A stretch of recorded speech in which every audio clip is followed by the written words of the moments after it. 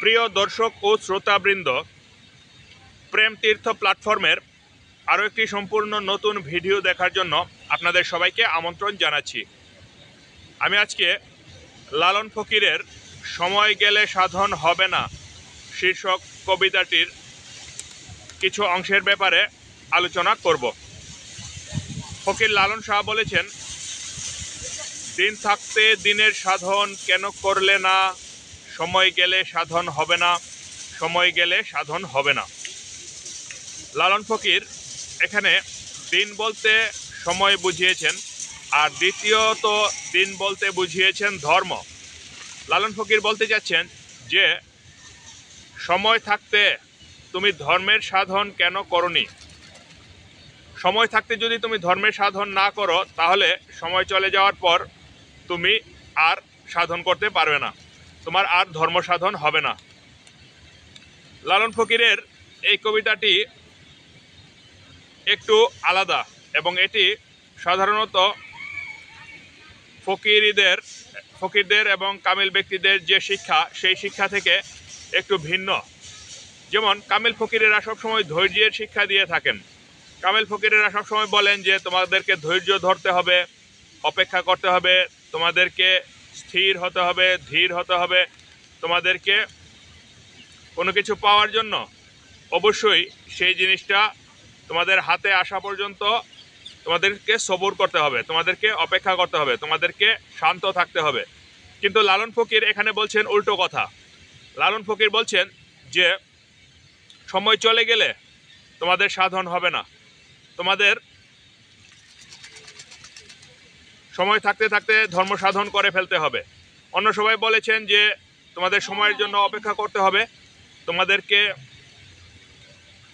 ধৈর্য ধারণ করতে হবে, তোমাদেরকে স্থির হয়ে থাকতে হবে। কিন্তু লালন ফকির বলছেন যে তোমাদেরকে তাড়াতাড়ি ধর্ম সাধন করে ফেলতে হবে। একবার সময় চলে গেলে তোমরা আর ধর্ম সাধন করতে পারবে না।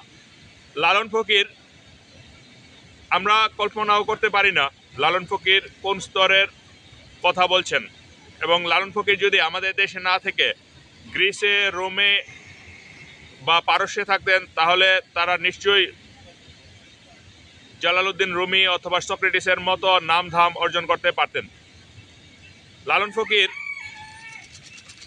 অন্য সব ফকিরেরা যে মানুষকে ধৈর্য ধরার জন্য বলেছেন এবং সবাইকে স্থির থাকতে বলেছেন, একটা ভালো কিছু পাওয়ার জন্য অপেক্ষা করতে বলেছেন, অন্য সবাই বেশিরভাগ মানুষ তো শুনে শুনে বলে। যারা ধ্যানের স্তরে উন্নীত হয়েছেন, যারা কামালিয়ত লাভ করেছেন, তারা তো সত্যকে জেনেছেন। লালন ফকির কিছু শুনে বলছেন না। লালন ফকির বলছেন যে তোমাদেরকে সময় থাকতে থাকতে তোমরা ধর্ম সাধন করে ফেলতে হবে। আর কামালিয়তের যে ব্যাপারটা বা ধ্যানের যে পথটা, সেই পথটা একটা সূক্ষ্ম পথ।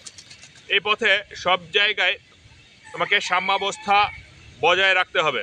তুমি কোনো কিছু ইচ্ছে করলেই এক পাশে চলে যেতে পারবে না, তুমি কোনো কিছুর পক্ষ অবলম্বন করতে পারবে না, তুমি ইচ্ছে করলেই ধৈর্যের পক্ষ অবলম্বন করে ফেলতে পারবে না।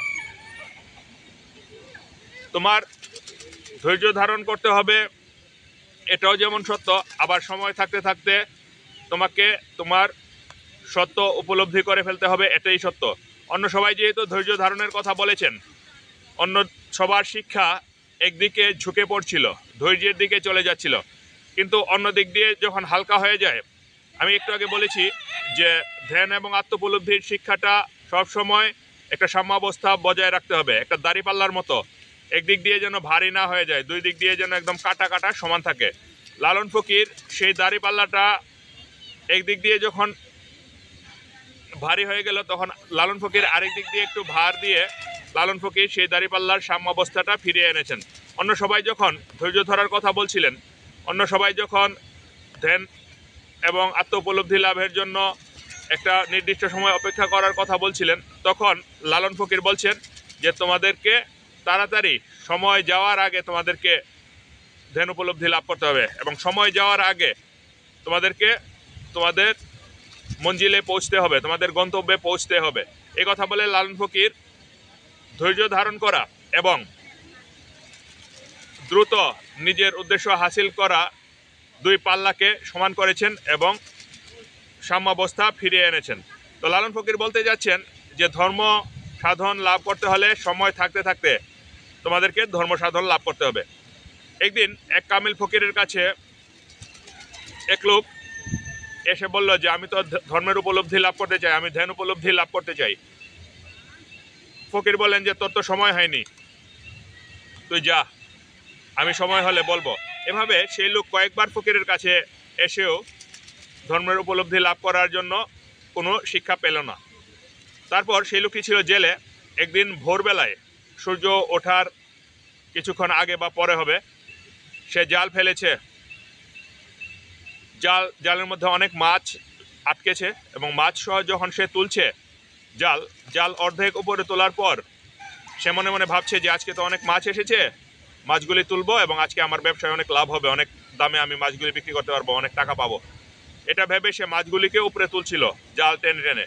যখন উপরে তুলছে তখন পেছন থেকে সেই ফকির এসে জেলের হাতে ধরে ফেললো, ধরে বলল যে তোর সময় এখনই হয়েছে, তুই চলে আয়, তোর সময় হয়েছে, তুই তো সব সময় ধ্যান উপলব্ধি লাভ করতে চাস, আজকে এখন তোর সময় হয়েছে, তুই এখনই আমার সাথে চল। তখন লোকটি বলল যে ঠিক আছে, সময় হয়েছে বুঝলাম, কিন্তু মাছটা আগে তুলে বিক্রি করে বাড়ি থেকে বিদায় নিয়ে এসে, আমার বাবাও অসুস্থ আছে, আমি বাড়ি সবার থেকে বিদায় নিয়ে আমি আপনার কাছে এসে পড়বো। তখন ফকির বললেন যে না, তোর এক মুহূর্ত সময়ও ব্যয় করা যাবে না, তুই জাল ফেলে দে, তোর হাতে যা কিছু আছে সব ফেলে দে, তুই জালও ছেড়ে দে এবং মাছগুলি যে তুই খাঁচার ভেতরে রেখেছিস সেই মাছগুলিও এখানেই থাকতে দে, তুই আমার সাথে চল, সব কিছু যেটা যেখানে আছে সেখানেই থাক, তুই আমার সাথে চল এবং তোর এখনই সময় হয়েছে, পরে গেলে তুই আর পাবি না। ফকির সেই লোকের সাথে কথা বলতে বলতে তখনই আরেক লোক দূর থেকে চিৎকার করে সেই জেলের লোককে ডেকে বলছে যে তোর বাবা তো মারা গেছে, তোর বাবা এতদিন ধরে মৃত্যু শয্যায় ছিল এবং অসুস্থ হয়ে বিছানায় শয্যাশায়ী ছিল, তোর বাবা মারা গেছে, চল। তখন সেই লোকটি ফকিরকে বলল যে আমার বাবা তো মারা গেছে, আমার বাবার মৃতদেহের সৎকারটা আমি করে আসি, তারপর আমি আপনার কাছে আসি, মাছের দরকার নেই আমার। ফকির তখনও সেই লোকের হাতে ধরে রেখেছে। ফকির সেই লোককে বলল যে তোর বাবা মারা গেছে,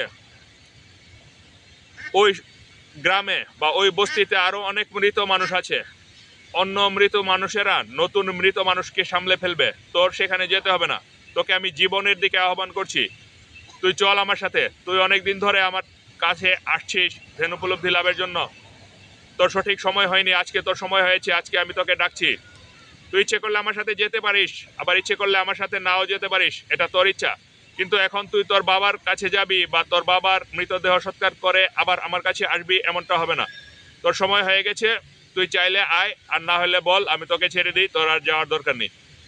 তখন লোকটি বলল যে না, আমার বাবার কাছেও আমার যাওয়ার দরকার নেই, আমি আপনার কাছে যাব, আমার ধ্যান উপলব্ধি দরকার, আমার ধর্ম সাধন দরকার। তারপর লোকটি ফকিরের সাথে গিয়ে ধর্ম উপলব্ধি লাভ করতে সক্ষম হলো। তো এভাবেই সব কিছুর একটা সময় আছে। গাছে যখন আম ধরে, এই উদাহরণটা আমি প্রায়ই দিই, আম একটা নির্দিষ্ট সময় পর বড় হয়, একটা নির্দিষ্ট সময় পর আমের ভেতরে আটি হয়, আবার একটা নির্দিষ্ট সময় পর আম পাকে, সময়ের মধ্যেই সব কিছু হয়। কেউ যদি সময়ের আগে পরে কিছু করতে চায় তাহলে হবে না। কেউ যদি বলে যে আজকেই আম পেকে যেতে হবে, আজকেই আম হয়েছে আজকেই পেকে যেতে হবে, এটাও যেমন হবে না, ঠিক তেমনভাবে কেউ যদি বলে যে আজকে আম পেকেছে, আজকে আম বড় হয়েছে কিন্তু আজকে পাকা যাবে না, আমার সময় হলে পাকতে হবে, আরও পরে পাকতে হবে, এটাও হবে না। আমের সময় পাকবে, আমের সময় গুটি হবে, আমের সময় পাকবে। কেউ এই পাকাটাকে তাড়াতাড়িও করতে পারবে না, আবার কেউ এই পাকাটাকে যদি বলে যে এখন না হয়ে পরে হোক, দেরি হতে হবে, তো দেরিও করতে পারবে না। সব কিছু একটা নির্দিষ্ট সময়ে চলে এবং নির্দিষ্ট সময় সব সময় একটা সাম্য অবস্থায় থাকে। সব কিছুই সারা প্রকৃতি বা সারা সৃষ্টি জগৎ একটা সাম্য অবস্থায় থাকে।